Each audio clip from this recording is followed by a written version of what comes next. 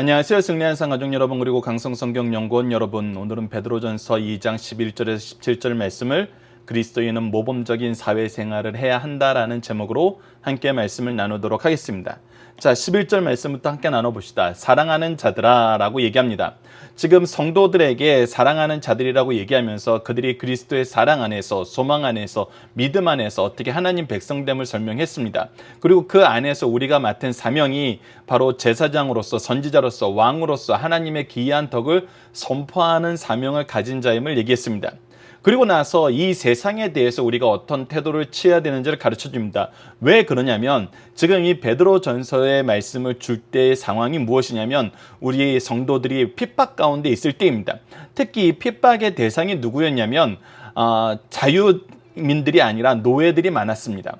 그리고 여인들이 많았습니다. 이 상황에서 하나님의 법을 따라서, 하나님의 뜻을 따라서 살다 보니까 자연스럽게 세상은 어떤 쪽으로 발전하게 되냐면 이 세상에 대항하는 것으로, 이 세상을 바꾸는 것으로 나아가게 됩니다. 그런데 이것이 오히려 분란과 하나님의 복음을 막는 상황으로 이어지고 있는 것입니다.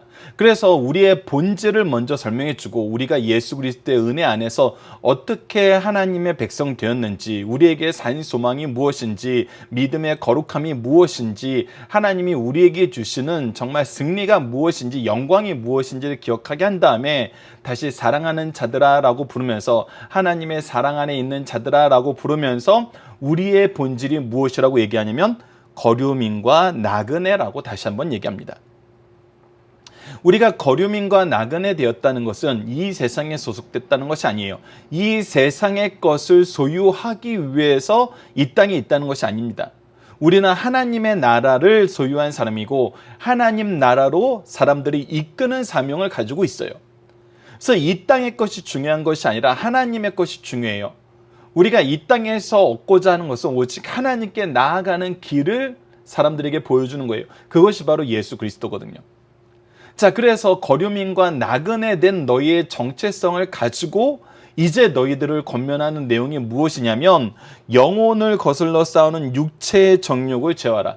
육적인 것을 제어하라는 것입니다. 왜 제어해야 되냐면 이것이 무엇과 상반되기 때문에 하나님의 뜻과 복음의 길과 상반되어 있기 때문에 제어하라 그러는 거예요.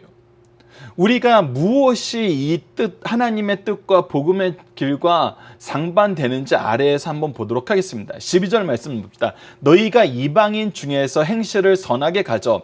자, 우리가 행실을 선하게 가져야 되는데 위의 행실을, 왜 우리가 행실을 선하게 가져야 되냐면 우리를 악행한다고 비방하는 자들이 있어요. 자, 이 악행한다고 비방하는 이 비방의 내용에 대해서 우리가 다시 한번 생각을 해야 됩니다. 우선 우리가 정욕을 제어하지 못하고 우리의 것을 요구함으로써, 우리가 원하는 것을 얻음으로써 행동하는 것은 분명히 악행입니다. 이것은 사람들이 보기에도 악행이에요. 그러니까 지금 근데 이 악행이라고 얘기하는 것은 일반적인 관념 안에서의 악행만 얘기하는 것이 아니에요. 우리가 성경적으로 볼 때는 우리가 악행이라고 얘기할 수 없는 것인데 사회 관습적으로 볼 때는 우리의 행동이 악하게 보이는 것이 있어요. 이것은 분명한 것은 뭐냐면 사회 관습이 악하기 때문에 우리가 악하게 보이는 것이에요.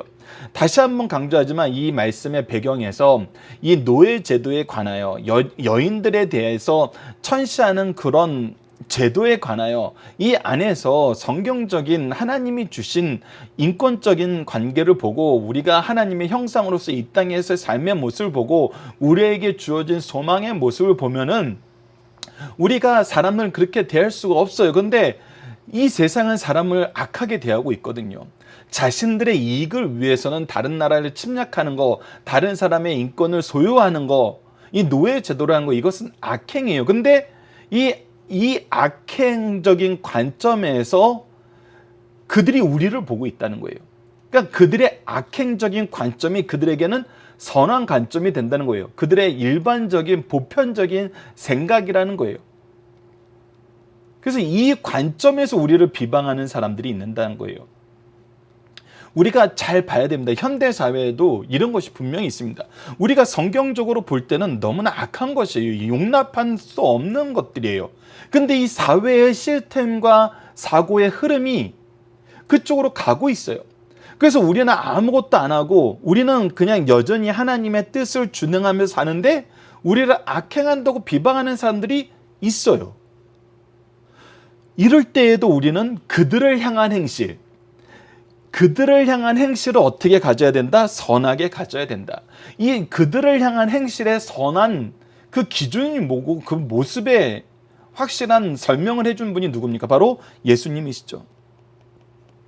그래서 이것은 특별히 다르지 않아요, 여러분들.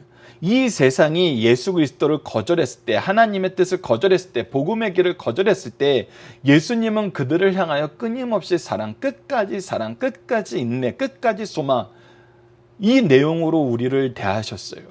그래서 우리가 이 은혜를 먼저 받은 사람이 되었지, 우리라고 해서 이 세상이 가지고 있던 하나님의 뜻을 거역하고 복음의 길을 거절했던 그 삶의 모습에서 다르지 않았잖아요. 예수님이 선하게 하신 행실의 기준이 우리가 세상을 향하여 선한 행실로 가져야 되는 기준이란 거예요. 그래서 이것을 보고 우리가 예수님을 보고 하나님을 믿을 수 있었던 것처럼 우리가 그리스도의 복음의 길을 가면서 세상이 악하다고 그 비방함에도 불구하고 그리스도의 사랑으로 나아갈 때 어떤 일이 발생하냐면 너희 선한 일을 보고 오시는 날에 하나님께 영광을 돌리게 하려 합니다. 자, 너희 선한 일을 보고 오시는 날에 하나님께 영광을 돌리게 된다는 건 뭐예요? 이 선한 일로 말미암아 그들이 누구를 봤다는 거예요? 예수님을 봤다는 거예요. 누구를 믿게 됐다는 거예요? 예수님을 믿게 되었다는 거예요. 그래서 그들에게 주어진 하나님의 영광, 하나님의 구원의 역사, 하나님의 영광의 역사, 생명의 역사, 영생의 역사가 그들의 소유가 되어서 하나님의 오시는 날에 그들이 하나님께 영광 돌리는 삶을 살고 있다는 거예요. 동시에 무슨 뜻도 있냐면 우리가 확실하게 예수 그리스도의 복음으로 예수님을 전하는 거예요. 우리가 행실이 선하다는 것은 우리가 윤리적인 행실이 선한 거에서 멈춰지지 않아요. 우리가 악하지 않음에도 불구하고 그들의 기준으로 우리를 악하다고 비방하는 자들에게 누구를 보여줬냐면 예수님을 보여줬어요. 그렇기 때문에 이 주님께서 다시 오시는 날에 그들이 예수님을 몰랐다, 내가 몰라서 못 믿었다, 나는 알았으면 믿을 것이다, 이렇게 핑계하지 못하게 한다는 거예요. 그래서 그들이 공의 앞에 유구무원하게 함으로써 하나님께 영광 돌리게 하는 일도 있다는 것입니다. 그렇기 때문에 우리가 반드시 해야 되는 것은 뭐냐면 선한 행실을 나타내는 건데 이것은 누구의 모습을 나타내는 거냐면 예수 그리스도의 모습을 나타낸다는 거예요. 자, 이 기준 안에서, 이 생각 안에서, 자, 우리는 거류민과 나그네가 되었어. 그래서 우리는 세상 것을 쫓는 사람들이 아니야. 그래서 우리가 세상 것을 쫓지 않기 때문에 우리의 것을 추구하려고, 우리의 것을 채우려고 육체의 정욕대로 살지 않아. 우리는 무슨 것을 따라가냐면 하나님 예수 그리스도의 행실을 따라가. 그래서 그들에게 하나님의 기준이 무엇인지 분명히 보게 해줘. 그래서 이 모든 것이 마지막 날에 하나님이 영광 받으시는데 우리가 쓰임받는 삶을 사는 것이 우리가 이 세상에서 사는 삶의 모습이야. 이 모습을 우리가 기억하면 우리는 어떻게 살 수밖에 없냐면 13절이에요. 인간의 모든 제도를 주를 위하여 순종하는 삶을 살 수밖에 없다는 거예요. 왜? 우리는 그리스도의 사랑을 나타내는 거예요. 그리스도의 모습이 무엇입니까? 그리스도의 모습은 무죄하신 자의 모습이었어요. 하나님의 법에서도, 유대인의 법에서도, 로마인의 법에서도 무죄하신 분이었어요. 그것은 무엇이냐면 하나님의 뜻에 순종하면서 내가 나를 위한 삶을 사는 것이 아니라 하나님의 영광을 위한 삶을 살고 하나님의 뜻을 바라보게 하는 삶을 살았다는 거예요. 그것이 선한 행실, 예수 그리스도의 사랑이라는 거예요. 그래서 우리가 인간의 제도에 순종하는 이유는 뭐냐면 바로 주님을 위해서라는 거예요. 하나님의 영광을 위해서, 예수 그리스도의 복음을 위해서 순종하는 거라는 거예요. 혹은 위에 있는 왕이나 혹은 그가 악행한 자를 징벌하고 선한 자를 포상하기 위해 보는 총독에게 하게 하라 라고 얘기하면서, 여러분들 이 말씀이 우리가 여러 가지 굉장히 깊이 있는 말씀이에요. 그냥 보면은 우리가 그러면 주를 위해서 순종하는데 누구에게만 순종해야 되냐면 정식으로 정당하게 왕이 된 사람이나 위에 있는 왕이라는 것은 그 권위를 인정받는 사람이 되잖아. 아니면은 악행하는 자를 징벌하고 선한 자를 포상하는, 즉 선을 행하는, 권선징악을 행하는 그런 지도자에게 순종하라는 걸로 받아들이는 경우가 있어요. 그런 사람에게만 우리가 순종할 수 있는 그런 이유가 된다라고 얘기하는 경우가 있는데, 사실 근데 여러분들 다시 역사를 뒤로 돌려서 베드로 사도가 이 말씀을 했을 때 이 로마의 상황을 보자고요. 그리스도인들은 까닭 없이 핍박을 당했어요. 그리스도의 사랑과 하나님의 은혜로운 역사를 전하는 것 때문에 핍박을 당했어요. 그리고 이것에 앞장서는 사람들이 누구였냐면 네로를 위시한 지도자들이 많았어요. 지도자들이 앞장서서 그리스도인들을 핍박했었어요. 근데 지금 어떻게 하라는 겁니까? 그들에게 순종하라는 거예요. 왜 그러냐면, 여러분들, 우리가 이 부분은 좀 이따 중심 사상에서 다니엘서 말씀과 로마서 말씀을 같이 확인할 건데, 다니엘서 4장 25절 말씀과 로마서 13장 1절 말씀, 특히 우리가 로마서는 얼마 전에 상고했기 때문에 여러분들 기억이 좀 더 선명하실 것이라고 보고 있는데, 왕을 세우신 분은 누구시냐면 하나님이세요. 그리고 왕을 세운 이유는 무엇이냐면 하나님의 뜻을 이루기 위한 거예요. 그러니까 왕의 본질적인 모습은 하나님의 뜻을 이루기 위해서 하나님이 주신 권한으로 그들이 왕이 된 거예요. 그래서 왕을 세운 목적, 통치자를 세운 목적은 하나님 앞에서 의로울 수밖에 없어요. 그리고 하나님이 세우시고 하나님이 통치하시고 하나님이 심판하세요. 우리는 하나님의 통치를 믿는 사람이에요. 그래서 우리가 이 안에서 해야 되는 것은 하나님의 통치에 순종하는 거예요. 그래서 하나님의 통치는, 왕을 세운 이유, 통치자를 세운 이유는 하나님의 뜻을 이루기 위한 거예요. 하나님의 의를 이루기 위한 거예요. 그런데 그들이 그것을 하지 않아요. 그들이 그것을 하지 않는다고 우리가 그들에게 순종하지 않는 것은 무엇을 신뢰하지 않는 거예요? 하나님의 통치를 신뢰하지 않는 것이 된다는 거예요. 하나님은 분명히 세우시고 주관하시고 심판하세요. 마지막에 결국은 심판하세요. 그렇기 때문에 우리가 그 제도에 순종하면서 사는 거예요. 누구를 신뢰하기 때문에? 하나님을 신뢰하기 때문에. 그래서 우리가 기억해야 되는 것은 하나님의 통치 원리예요. 통치의 방법이에요. 통치의 질서예요. 우리는 이 질서에 순종하는 삶을 사는 거지, 이 질서를 어지럽히는 삶을 사는 것이 아니에요. 이 질서라는 것은 다시 한번 강조하지만 세상이 이 질서를 만들어낸 과정을 신뢰하는 것이 아니라 오직 하나님을 신뢰하는 거예요. 이것을 우리가 기억해야 됩니다. 이 간극의 차이를 기억해야 돼요. 이 세상 제도를 만드는 과정을 우리가 하나님의 뜻대로 이루는 걸로 바꾸겠다고 할 때는 오히려 우리까지도 하나님의 통치를 거절하는 방향으로 갈 가능성이 굉장히 많다는 거예요. 우리는 오직 누구를 신뢰하냐면 하나님을 신뢰해요. 사람을 신뢰하지 않아요.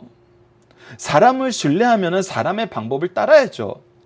그리고 그 사람이 우리를 신뢰할 수 있도록 우리가 신뢰할 수 있는 장치를 만들어야죠. 그걸 강조해야죠. 그것을 푸시해야죠. 그런데 우리가 믿고 있는 것은, 우리가 신뢰하는 것은 하나님의 통치라니까요. 그래서 15절 말씀이 가능한 것입니다. 하나님의 통치를 인정하지 않으면 15절은 불가능한 일이에요. 근데 15절이 가능하게 하시는 것은 하나님의 통치가 이루어지고 있기 때문입니다. 15절을 봅시다.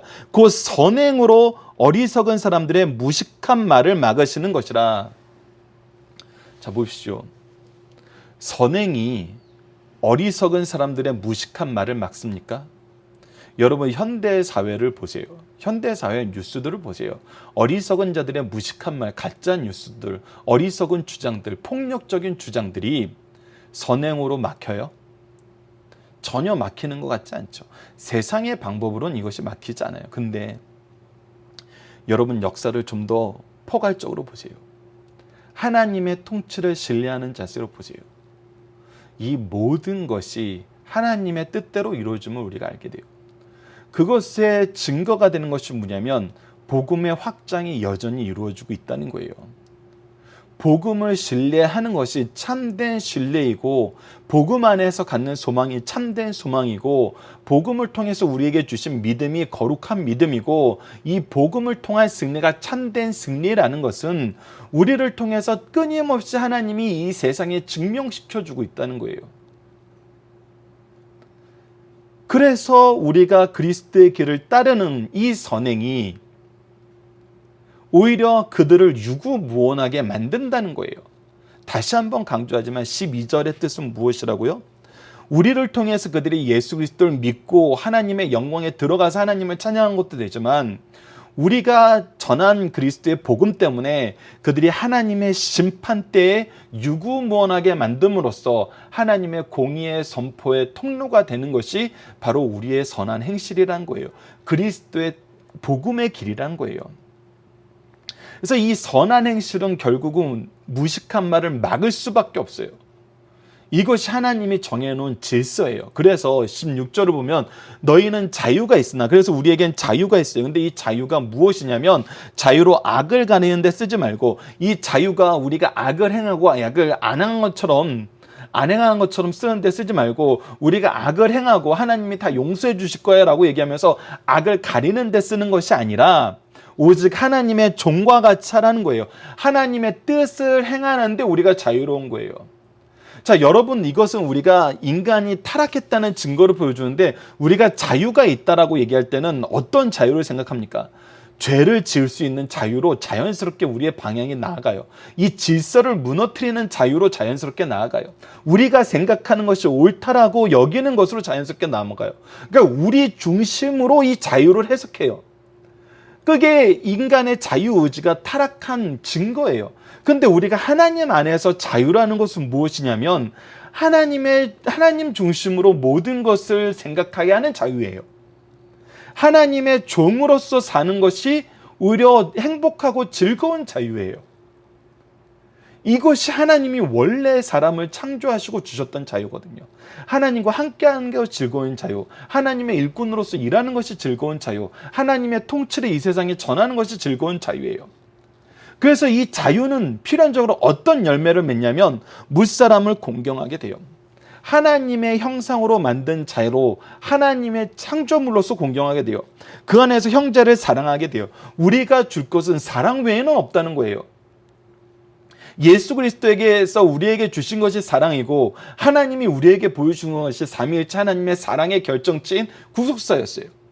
그렇기 때문에 우리가 보여줄 수 있는 건 사랑밖에 없어요. 그 안에서 하나님을 경외하는 거예요. 두려워하는 거예요. 그리고 왕을, 하나님의 통치를 인정함으로써 왕을 존대하는 거예요. 이것이 우리의 자유가 나아가는 방향이에요. 그리고 이 자유는 누가 지켜주세요? 하나님이 지켜주세요. 그래서 이 자유를 지키는 것이 바로 선행이고, 이것이 바로 무식한 말을 막는 것이고, 이것이 하나님의 뜻을 나타내는 것이고, 복음의 길을 사람들이 인정하게 만드는 방법이라는 거예요. 이것은 그리스도인들이 가져야 되는 정말 그리스도인들의 삶의 윤리입니다. 이 세상을 보는 방식과 이 세상에서 우리의 사명을 보는 방식이 세상과 달라요. 인간이 만들어내는 제도와 다르고 인간이 주장하는 주장과 달라요. 그래서 우리의 자유는 다시 한번 공경의 자유, 사랑의 자유, 하나님 경외의 자유, 하나님의 질서를 인정하는 자유예요. 우리의 악을 우리가 중심이 되는 자유가 아니에요. 하나님을 중심에 놓는 자유이고, 중심 대신 하나님을 드러내는 자유예요. 이것을 기억해 주시기 바랍니다. 자, 성도가 제어하는 것은 무엇입니까? 육체의 정욕입니다. 내가 중심이 되는 모든 것이 육체의 정욕이에요. 내가 중심이 되지 않더라도 하나님이 중심이 되지 않는 모든 것이 육체의 정욕이에요. 하나님 대신 내 아들을 중심에 놓거나 내 배우자를 중심에 놓거나 어떤 사회적인 지위를 중심에 놓는 것, 다 이것이 육체의 정욕입니다. 두 번째, 우리는 어떻게 세상이 하나님의 영광을 돌리며 살게 하나요? 바로 우리의 선한 행실이에요. 이 선한 행실은 무엇이에요? 그리스도의 삶의 모습이에요. 그리스도의 사랑의 역사예요. 자, 세 번째, 세상 제도에 순종해야 되는 이유는 무엇입니까? 분명히 얘기하지만 이것을 세우신 질서의 하나님은, 이것을 세우신 주권자가 누구냐는 거예요. 하나님이시라는 거예요. 이 통치자가 누구시라는 거예요. 하나님이시라는 거예요. 이 모든 주권과 통치를 통해서 심판을 이루시는 분이 누구냐? 하나님이라는 거예요. 그래서 우리는 이 제도에 순종하는 이유는 하나님을 신뢰하고 있기 때문이에요. 그래서 로마서 13장 1절에는 이렇게 기록되어 있죠. 각 사람은 위에 있는 권세들에게 복종하라. 권세는 하나님으로부터 나지 않음이 없나니 모든 권세는 다 하나님께서 정하신 바라. 하나님께서 정하신 바라. 우리는 하나님을 신뢰해요. 그래서 우리는 끊임없이 선한 행동을 드러내는 거예요. 인간의 정욕대로 싸우는 일을 하는 것이 아니라 선한 행동으로 그들의 어리석음을 막는 것이고, 선한 행동으로 하나님의 영광을 드러내는 삶을 사는 거예요. 어리석은 자의 무식한 말을 어떻게 막을 수 있습니까? 다시 한번 얘기하지만 선한 행동이에요. 선한 행동은 뭐예요? 바로 그리스도의 길, 하나님의 사랑을 나타내는 거예요. 우리는 자유를 어떻게 사용해야 해요? 이 자유가, 다시 한번 얘기하지만, 우리가 타락한 상태에서 자유는 내가 중심이 되는 자유예요. 내 뜻이 중심이 되는 자유예요. 그래서 사람들이 가장 이 자유의 이 최종적인 언어가 뭐냐면, 자기가 중심된 최종적인 언어가 뭐냐면, 내가 행복해야 하나님이 행복하다는 거예요. 내가 잘 돼야 하나님이 영광받는 하나님이 된다는 거예요. 이거는 하나님을 내 부속품으로 여기는 거예요. 이것이 사탄이 우리에게 주고 싶어 했던 핵심이었거든요. 근데 이 핵심을 이루면서 신앙생활을 한다 그러고, 이 핵심을 이루기 위해서 내가 하나님을 믿는다 그러고, 이 핵심을 내가 영광받고 내 뜻이 이루어지는 삶을 살면서 나는 하나님을 위해서 싸운다 그래요. 잘못됐다는 것입니다. 우리의 자유는 하나님의 사랑을 이루는 거예요. 무사랑을 공경하고 형제를 사랑하며 하나님을 두려워하고 왕을 존대하는 것. 이 모든 것은 하나님의 통치 안에서 하나님이 예수 그리스도를 통해서 우리에게 가르쳐 준 길이에요. 그리고 이것이 승리하는 길이라는 것입니다.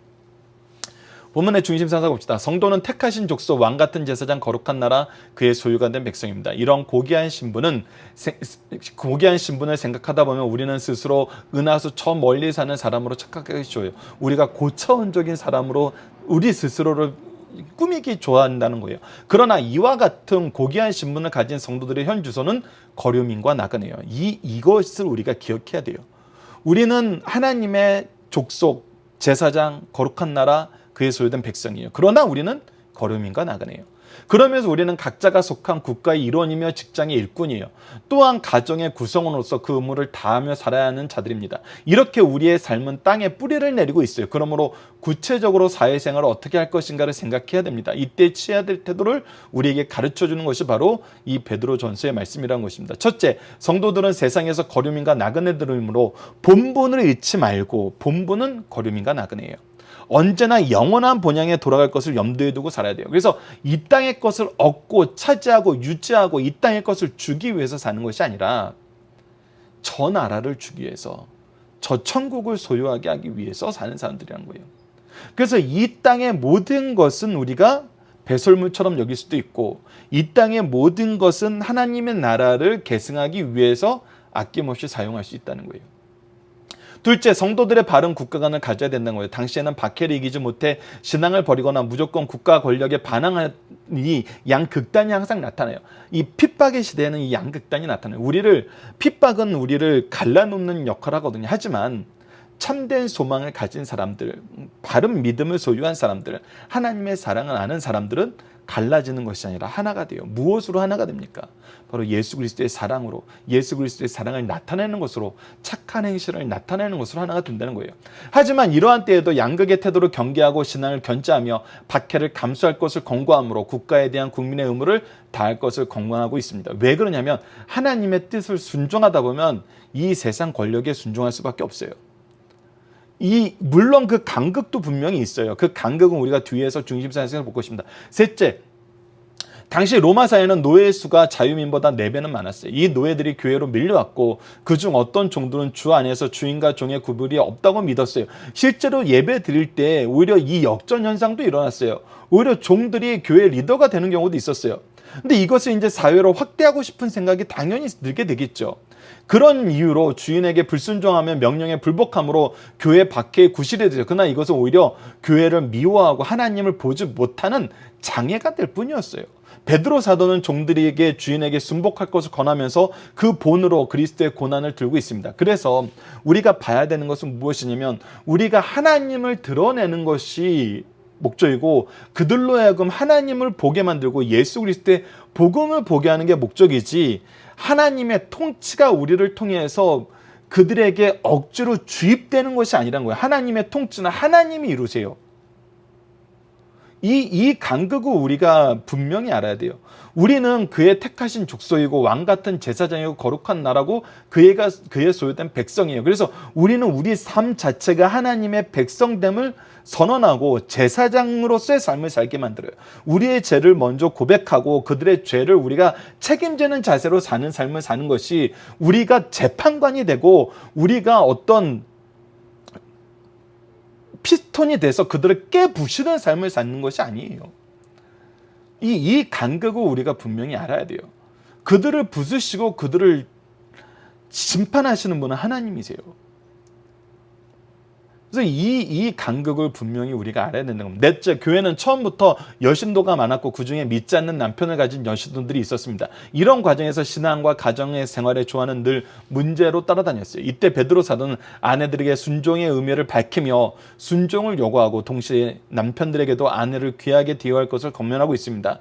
종들의 본으로 그리스도의 고난을 말하듯이 아내들의 본으로 아브라함의 아내 사라를 들고 있습니다. 자, 중심사상입니다. 첫 번째, 성도들은 세상에 살고 있는 동안 자신이 거류민과 나그네라는 사실과 자기의 목적지가 천국이라는 사실을 분명히 알아야 돼요. 우리 정체성을 인정하고 우리가 정체성 안에서 무엇을 향하여 나아가고 있는지를 알아야지 우리가 이 세상에서의 삶이 헷갈리지가 않아요.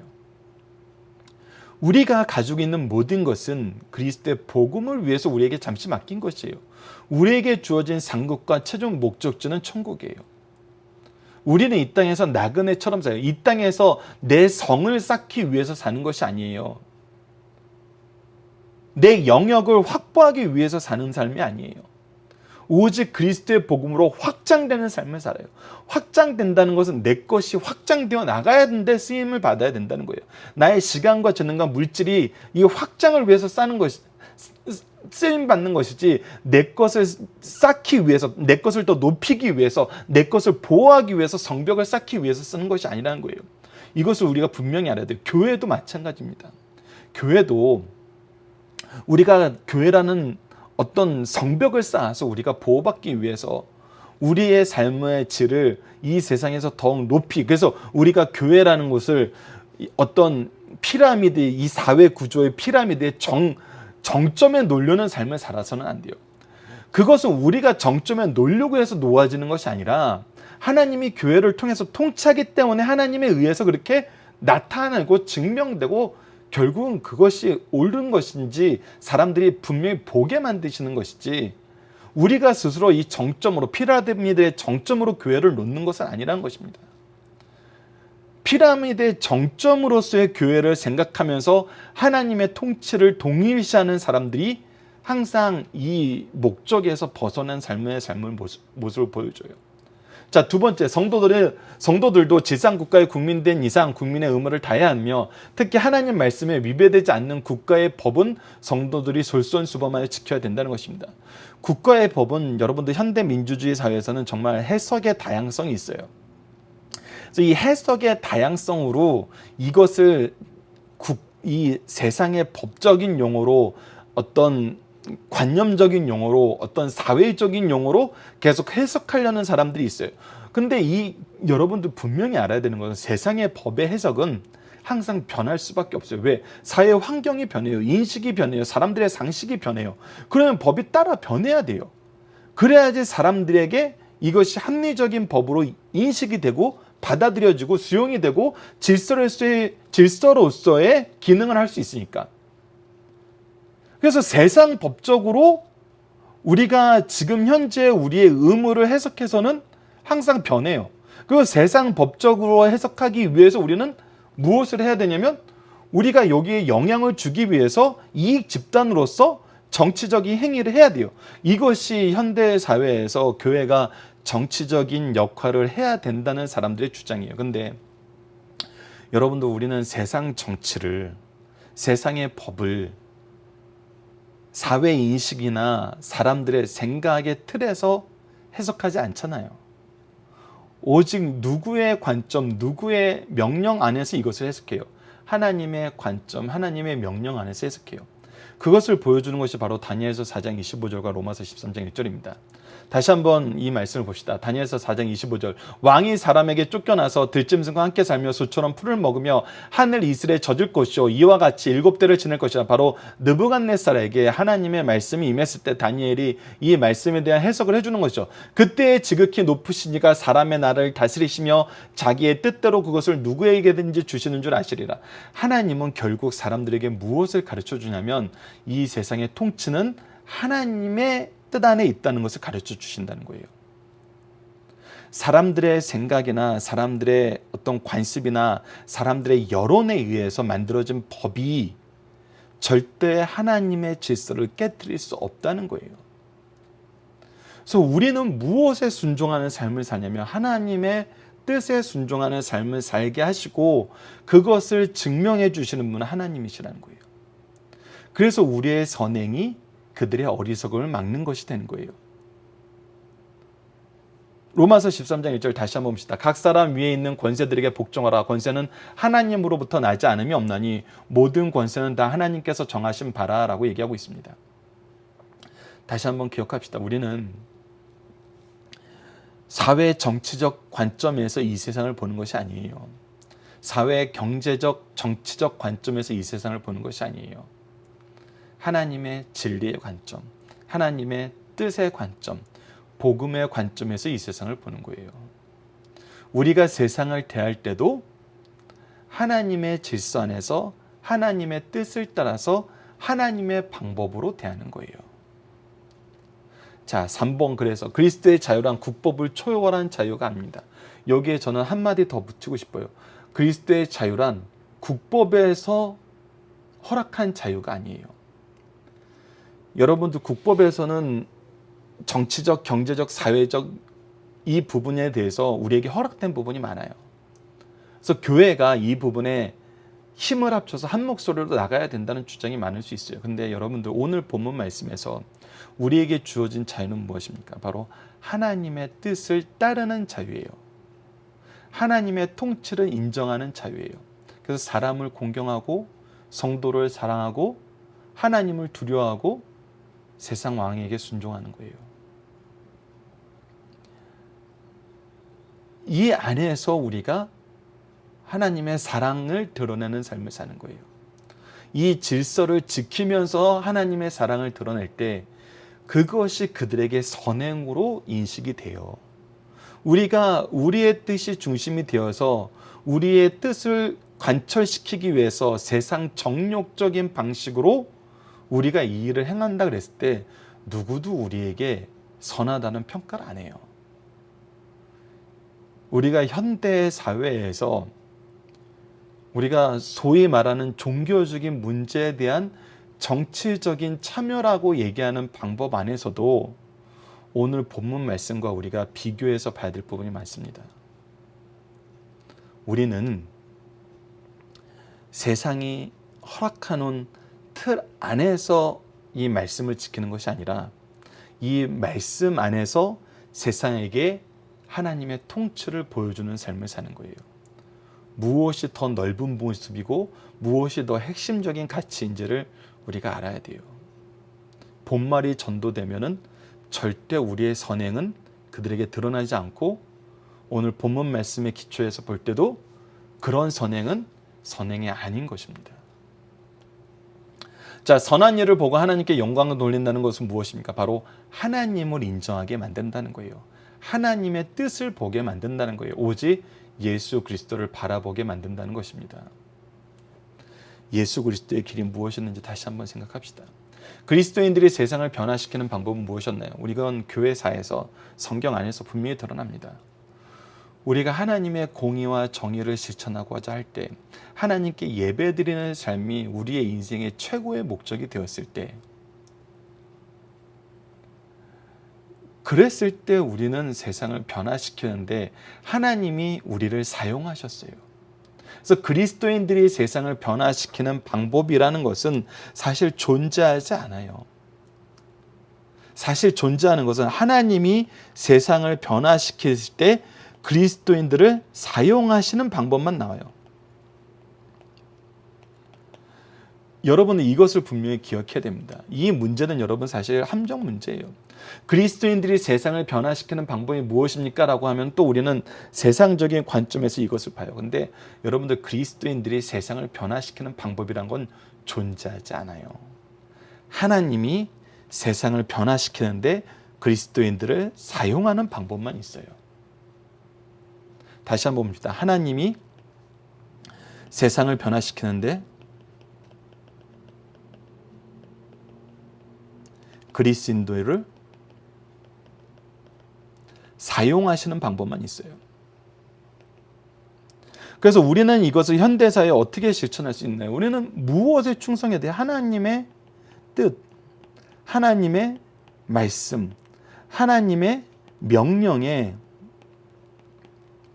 순종해야 돼요. 순종해야 돼요. 그래서 오늘 17절 말씀이 명령으로 끝난 이유입니다. 우리에게 필요한 건 순종이에요. 충성이에요. 그 충성과 순종의 모습이 뭐였어요? 사랑이었어요. 공경이었어요. 그리스도의 마음이었어요. 우리를 통해서 그리스도가 나타나지 않는 모든 방법은 정욕적인 방법입니다. 이번 주 공동 기도 제목 이겁니다. 하나님이 세우신 사회 질서를 통해 하나님의 영광이 나타나게 하시고 가정의 질서를 통해 서로 섬기게 하여 주소서. 우리로 하여금 하나님이 세우신 질서 속에서 하나님의 통치를 신뢰하며 선을 행하게 하시고 이를 통해 사람들이 하나님을 알고 하나님을 믿고 하나님을 찬양하는 삶을 살게 해주소서라고 함께 기도하는 우리 승리한 삶 가족 여러분들, 강성 성경 연구원 여러분들 되었으면 합니다. 감사합니다.